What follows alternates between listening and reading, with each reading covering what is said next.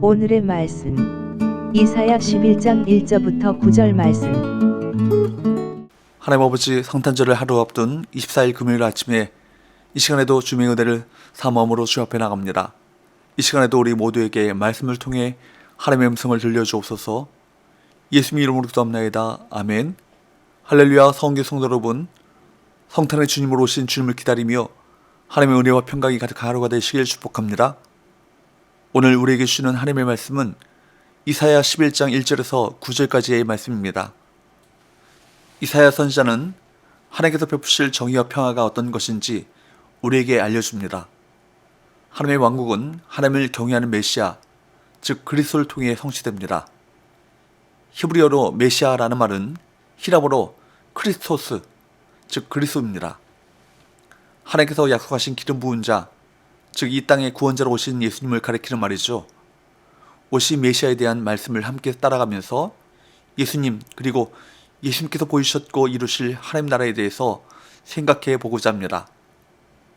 이사야 11장 전에 나오는 10장 24절에서 34절까지의 말씀에서 나라의 충격적인 멸망의 예언이 주어집니다.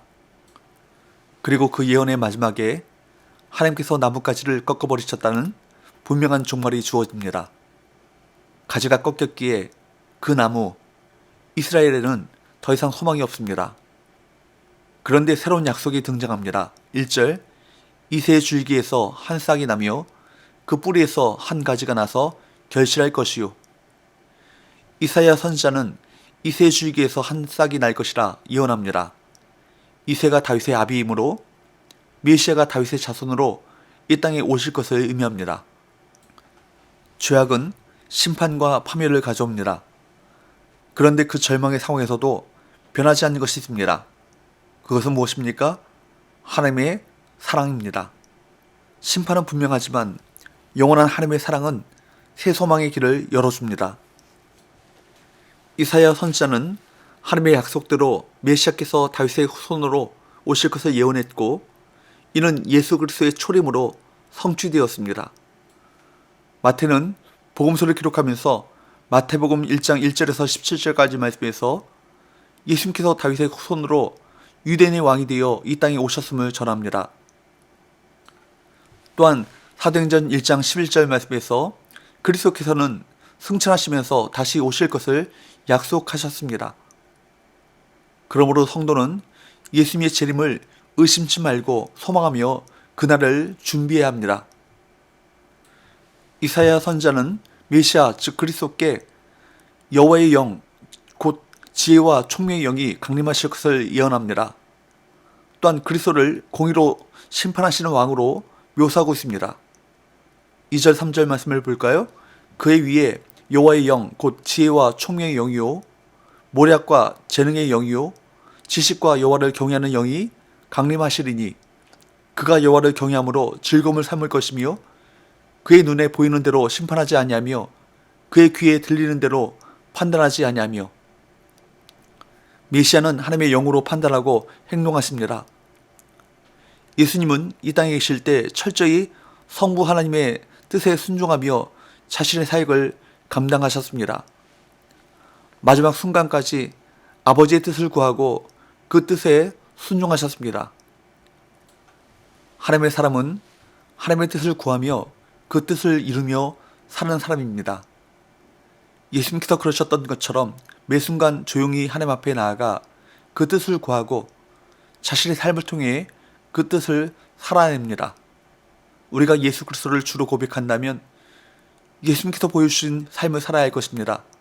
그 삶의 중심에 하나님의 영이 계십니다.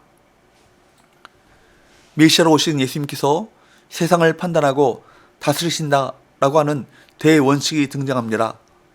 4절 5절 공의로 가난한 자를 심판하며 정직으로 세상의 겸손한 자를 판단할 것이며 그 입의 막대기로 세상을 치며 그 입술의 기운으로 악인을 죽일 것이며 공의로 그의 허리띠를 삼으며 성실로 그의 몸의 띠를 삼으리라. 예수님의 판단 기준은 무엇입니까? 공의입니다. 또 삶의 모습은 무엇입니까? 정직과 성실입니다. 즉 하나님의 영이 우리에게 보이시는 삶은 정의와 공의를 따르는 삶이고 그 삶을 성실하며 정직하게 살아내는 것입니다. 물론 이런 삶의 과정에는 힘들고 조롱을 당할 수 있죠. 예수님도 수치와 고통 속에서 죽으셨습니다.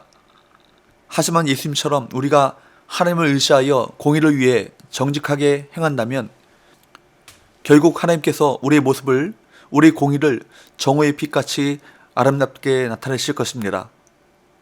신앙은 십자가에서 끝나지 않고 부활의 영광까지 예수님과 함께 가는 삶입니다.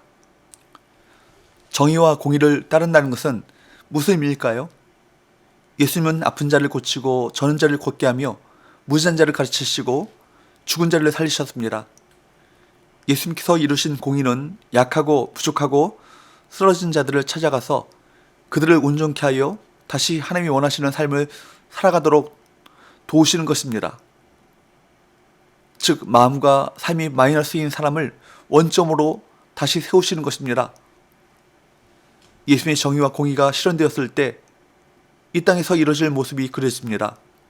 6절부터 9절, 그때 이리가 어린 양과 함께 살며 표범이 어린 염소와 함께 누우며 송아지와 어린 사자와 살찐 짐승이 함께 있어 어린 아이에게 끌리며 암소와 곰이 함께 먹으며 그것들의 새끼가 함께 엎드리며 사자가 소처럼 풀을 먹을 것이며 젖먹는 아이가 독사의 구멍에서 장난하며 젖된 어린 아이가 독사의 굴에 손을 넣을 것이라.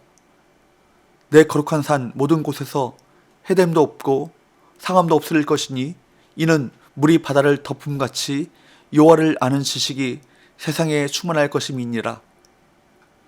이사야 선지자는 그리스도께서 다스리시는 나라는 이리가 어린 양과 표범이 어린 염소와 송아지가 어린 사자와 독사와 어린아이가 함께 노는 평화로운 나라가 될 것임을 예언하고 있습니다. 그날에는 사자와 같은 모든 육식동물도 초식동물로 변화될 것입니다. 이는 죄가 들어오기 전에 에덴 동산과 같은 모습입니다. 그때는 서로 잡아먹는 일이 없었습니다.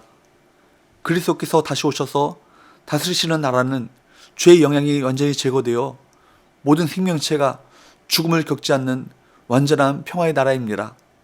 그때는 9절 말씀과 같이 물이 바다를 덮음같이 여호와를 아는 지식이 세상에 충만해 하나님의 공의와 평화가 온 세상에 가득할 것입니다.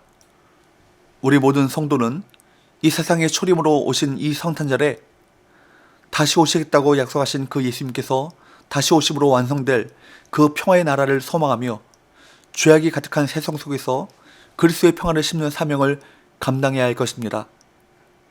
메시아의 초림이 하나님 나라의 시작을 알렸다면 재림은 하나님 나라의 완성을 의미합니다. 성도는 이미 임한 하나님 나라의 백성입니다. 그러므로 재림주로 오실 예수 그리스도를 온전히 섬김으로 재림과 함께 임할 그리스도의 심판을 준비하는 지혜로운 삶을 살아야 할 것입니다. 예수님께서는 그 나라를 우리에게 맡기셨습니다. 그 나라에 필요한 권세를 주시고 성령님을 보내시며 우리와 끝까지 함께하겠다 약속하셨습니다. 여호와의 영광이 가득한 세상, 물이 바다를 덮음같이 여호와를 아는 지식이 온 세상에 가득한 그 세상을 꿈꾸며 예수님이 보여주셨던 그 길을 우직하게 함께 걸어가길 소망합니다. 사랑하는 여러분, 절망 가운데 약속이 들립니다. 그 약속은 메시아가 오신다는 것이죠. 오셔서 회복시킨다는 그 약속인 것입니다. 우리 주님께서 이 세상에 다시 오셔서 세상을 하나님께서 친히 다스리시는 하나님의 나라로 완성하실 것입니다. 기도합시다. 하나님 아버지, 이 땅에 예수님을 보내주셔서 죄와 사망의 권세에 사로잡혀 절망할 우리를 구원하시고 영원한 생명과 영원한 하나님 나라를 선물로 주심을 감사드립니다. 다시 오셔서 온 세상을 통치하실 예수 그리스도를 기다리는 마음으로 살아가게 하시고 주님께서 맡기신 지상 명령을 충성스럽게 감당하여 그리스도의 재림을 앞당기는 우리 모든 성도들 되게 하여 주옵소서. 성탄의 주님 되시는 예수 그리스도의 존귀하신 이름으로 기도합니다. 아멘.